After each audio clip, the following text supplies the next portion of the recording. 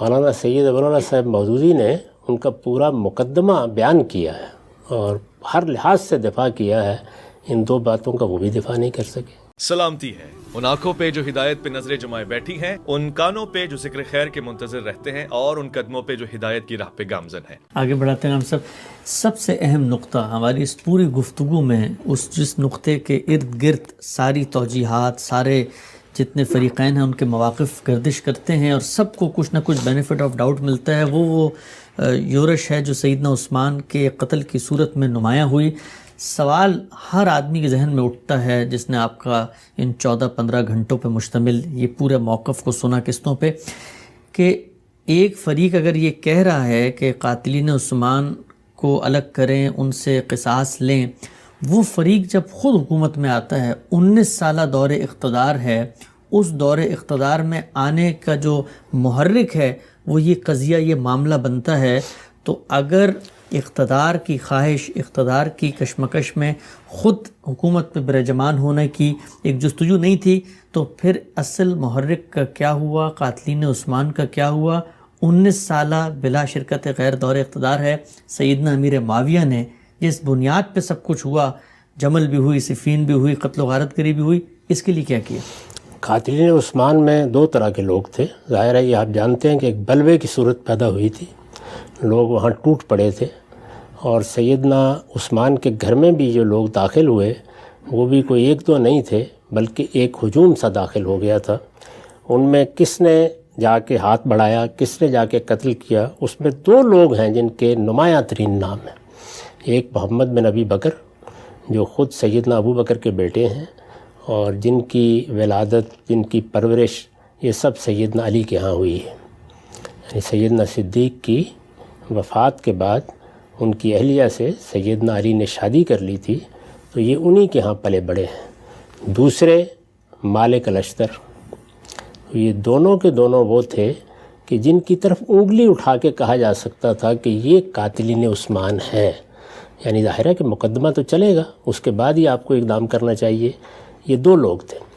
یہ کتنے نمایاں تھے اس کا اندازہ اس سے کیجئے کہ ہمارے ممنوع و مخدوم مولانا سید ابوالعلا صاحب مودودی، جو میرے نقطہ نظر سے بہت مختلف بات کو ایک مقدمے کے طور پر پیش کر رہے ہیں، وہ بھی یہ کہتے ہیں کہ سیدنا علی کے تمام اقدامات کی میں توجیہ کر سکتا ہوں، لیکن ان دونوں کو انہوں نے جو حیثیت دی اور جس طرح محمد بن ابی بکر کو مصر کا گورنر بعد میں بنا دیا، اس کی کوئی توجیہ میں کرنے سے قاصر ہوں۔ سیدنا عثمان کے قتل کے بعد، سیدنا عثمان کے قتل کے بعد جب انہوں نے حکومت سنبھالی، اس کے بعد ہی گورنر بنائیں گے نا، تو یہ اتنے نمایاں ہیں۔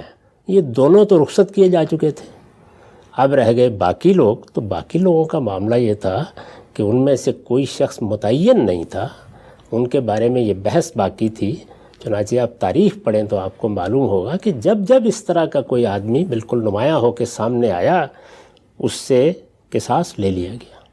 اس کی پوری تفصیلات آپ کو بہت سی تصنیفات میں مل جائیں گی، لیکن دو نمایاں آدمی جن کو فی الواقع پکڑنا چاہیے تھا اور جو اس وقت سب سے زیادہ سیدنا علی کے ساتھ کھڑے ہوئے تھے، وہ دونوں رخصت ہو چکے تھے اس سے پہلے۔ ٹھیک، اچھا ہم سب آپ ہر فریق کے موقف کی، اس کی جگہ پر کھڑے ہو کر ایک عقلی، ایک جو میسر معلومات، قرائن، شواہد ہیں، اس میں توجیہ کرتے ہیں۔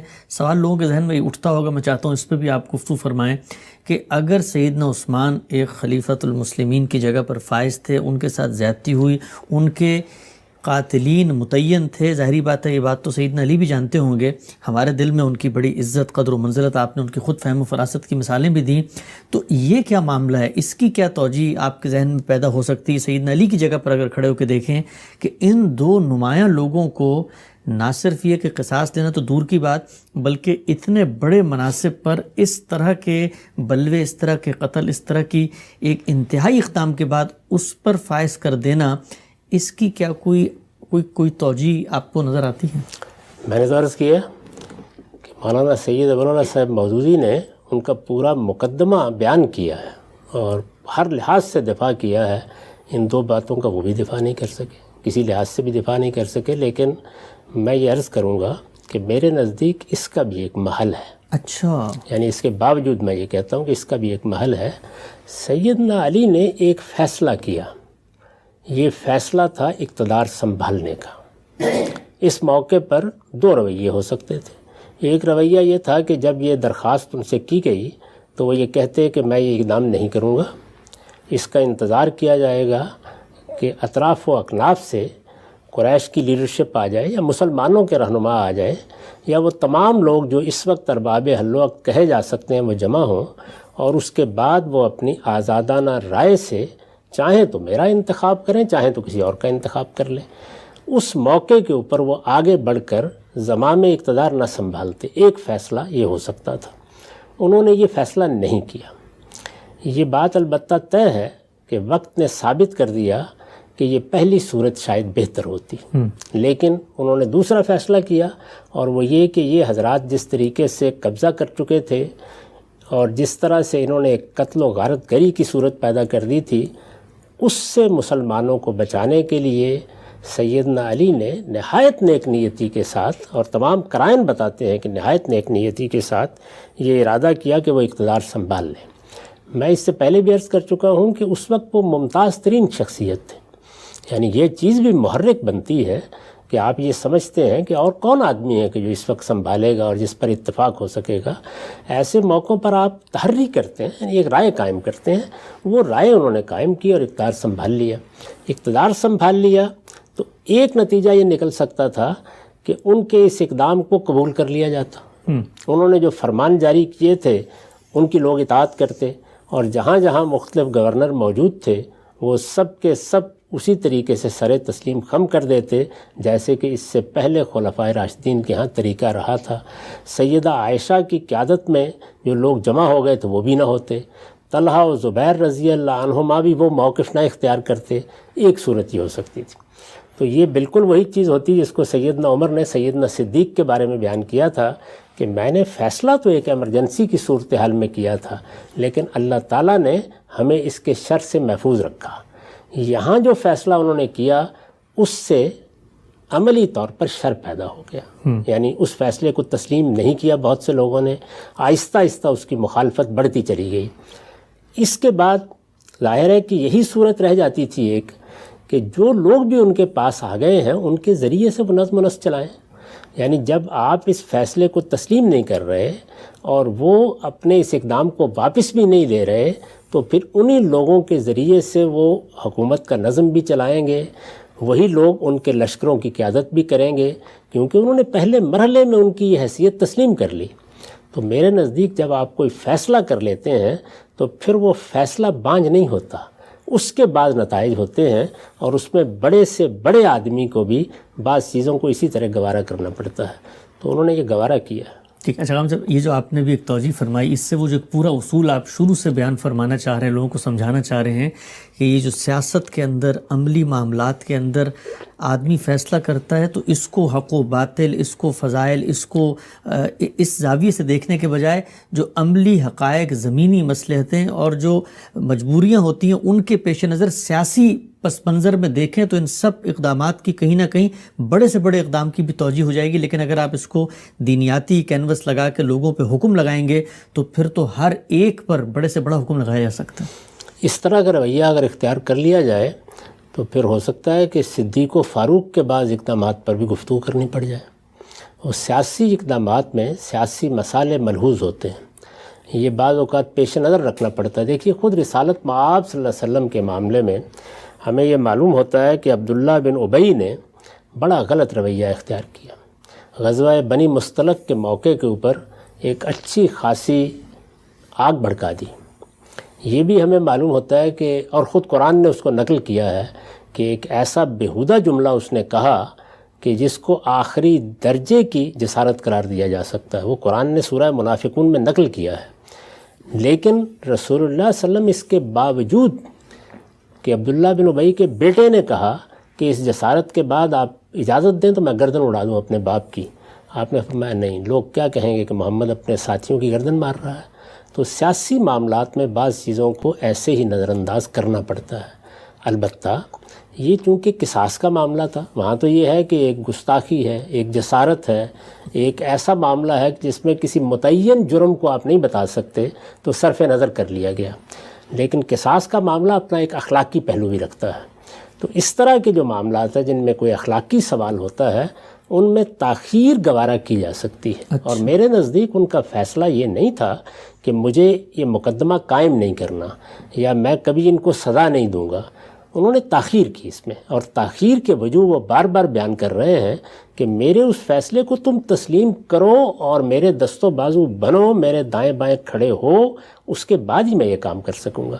تو یہ عذر ہے جو وہ پیش کر رہے ہیں، اس سے گریز نہیں کر رہے. اور میں جس بات کو واضح کر رہا ہوں وہ یہ کہ ہمارے ہاں جو رویہ اختیار ہو گیا ہے کہ ایک فریق یا دوسرے فریق کو کٹہرے میں کھڑا کر کے عدالتی فیصلے سنائے جائیں، ان تمام معاملات میں ہر گروہ کے عذر، اس کی مجبوریاں، ان تمام کو ملحوظ رکھنا چاہیے. اور سیاست کے معاملے میں ہم جب آج کے زمانے میں رائے قائم کرتے ہیں اور فیصلے کرتے ہیں تو یہ ساری چیزیں اسی طرح ملحوظ رکھتے ہیں. ہم سب سیدنا علی کے اس اقدام جس کی توجیہ آپ کے بقول آپ کے نقطہ نظر سے اختلاف رکھنے کے باوجود مولانا مودودی نہیں کر سکے، جو اس پورے زاویے میں اس جانب کھڑے ہیں، لیکن آپ نے آج ایک بہت ہی منفرد اور بہت ہی روشن نیا پہلو دکھایا ہے وہ سب لوگوں کو جن کو آپ یہ بتانا چاہ رہے ہیں کہ دونوں طرف کھڑے ہو کے کیسے موقف کو دیکھنا چاہیے ہے. گفتگو کو آگے بڑھائیں گے اور ہم انشاءاللہ آپ سے جانیں گے کہ اس کے بعد سیدنا امیر معاویہ کو جو ہم سارا بینیفٹ دیتے ہیں کہ اس زمانے میں کوئی ہمارے نمائندگان موجود نہیں تھا، سلطنت پھیل چکی تھی سیدنا عثمان کے زمانے تک، تب بھی تو آخر ایک سائنٹیفک طریقہ اپنایا گیا، یہاں کیوں نہیں اپنایا گیا اور یزید ہی کو کیوں حکومت سونپی گئی؟ یہ سارے موضوعات زیر بحث لائیں گے. وقت یہاں پہ ختم ہوتا ہے، اجازت دیجیے، اللہ حافظ. شعیب صاحب سوال کیجیے گا. شعیب. السلام علیکم استاد. وعلیکم السلام. اچھا استاد، آپ نے اعتراضات سیریز میں جو سیدنا علی نے جو محمد بن ابی بکر کو گورنر مقرر کیا تھا، آپ نے یہ بیان کیا تھا کہ ان کے پیش نظر کیا تھا، کہ آپ اس کی تھوڑی سی تفصیلات بیان کر سکتے ہیں؟ بہت شکریہ.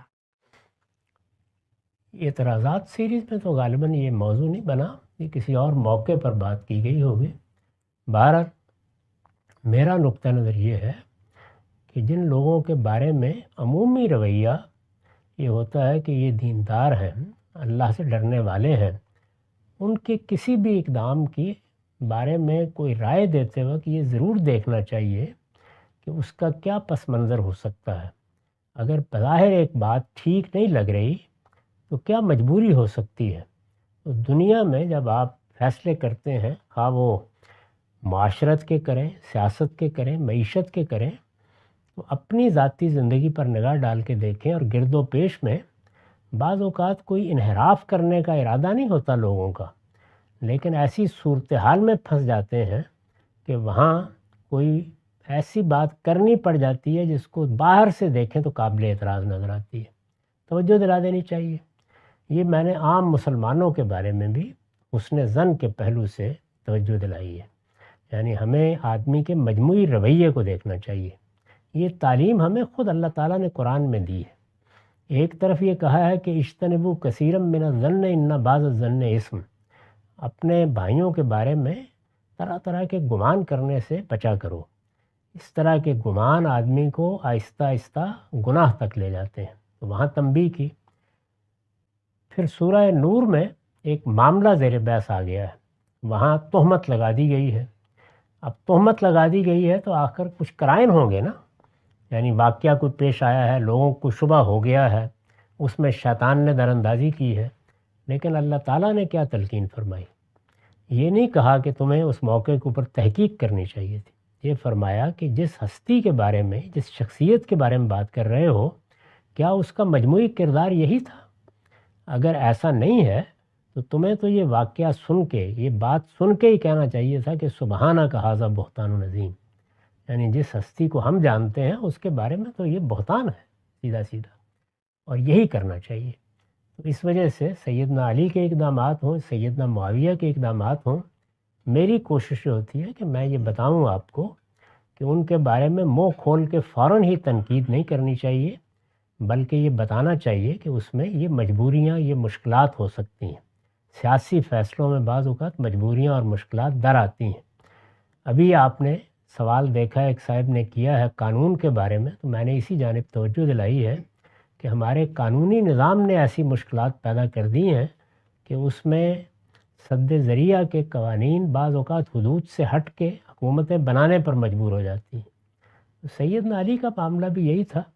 انہوں نے بغاوت کرنے والے لوگوں کی یہ بات قبول کر لی، نیک نیتی سے قبول کر لی کہ وہ حکومت سنبھال لیں. اس کا رد عمل ہوا، تعاون حاصل نہیں ہو سکا. جلیل القدر صحابہ بھی ساتھ چھوڑ گئے. خود شام میں سیدنا معاویہ کی بڑی غیر معمولی حکومت 20 سال سے چلی آ رہی تھی، انہوں نے بھی ماننے سے انکار کر دیا. سیدہ عائشہ کا بھی رد عمل ہوا. سیدنا طلحہ اور سیدنا زبیر بھی بیعت کرنے کے بعد یہ کہہ کے الگ ہو گئے کہ نہیں، یہ باغیوں کے ساتھ معاملہ کرنا پڑے گا ہر حال میں. اس میں پھر ظاہر ہے کہ وہ ایک ایسی صورتحال سے دوچار ہو گئے جہاں ان کے پاس افراد رہے ہی نہیں ہیں. چنانچہ محمد بن ابی بکر کو بھی انہیں مصر کا گورنر بنانا پڑا. تو یہ میں نے ان کی طرف سے عذر پیش کیا تھا. اس پر چونکہ مولانا سید ابواللہ صاحب مودودی جیسے شخص نے، جنہوں نے پوری کتاب میں ان کا دفاع کیا ہے، یہ کہہ کے ہاتھ اٹھا لیے ہیں کہ ہر شخص جانتا ہے کہ محمد بن ابی بکر کا کیسا کچھ حضرت عثمان کے قتل میں ہاتھ تھا. اس کے باوجود یہ سمجھ میں نہیں آتا کہ ان کو یہ منصب کیوں دیا گیا. تو میں نے یہ عرض کیا تھا کہ ان کی بے بسی کو اگر دیکھا جائے اور ان کے فیصلے کا جو نتیجہ نکلا تو سمجھ میں آتا ہے.